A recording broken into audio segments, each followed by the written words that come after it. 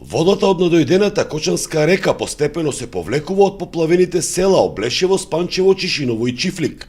Но по повлекувањето на површина излезе нов предизвик – недостиг на сигурна и питка вода. Бидејќи овие населени места немаат централен водовод и користат приватни бушотини, постои реален ризик водата да биде загадена. Од општината најавуваат дека по стабилизирањето на состојбата ќе се започне со дезинфекција, а од утре жителите ќе можат и официјално да ги пријавуваат штетите.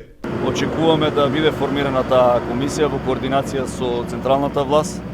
Ќе ги направиме тие првични сондажи на оштетувањата кои што ги имат зафатено нашите граѓани и ќе дадеме информација за тоа каде ќе треба да се обратат и да ги пријават штетите. Најтешко погодени од поплавите се земјоделците. Голем дел од оризовите ниви останаа под вода, а загубите се видливи и кај останатите култури. Дел од родот веќе е неповратен. Катастрофа. 3 хектари ориз, па 70% ни ожнан, 30% ни стоа уште у нивата.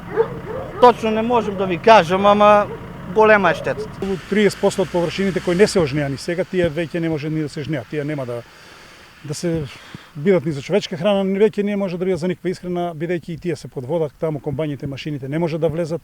Не е само оризот, имаме постојано житарици. Ова ако видите се по линија што се постојани под житарица, јачмен, пшеница и тие веќе не можат да се користат.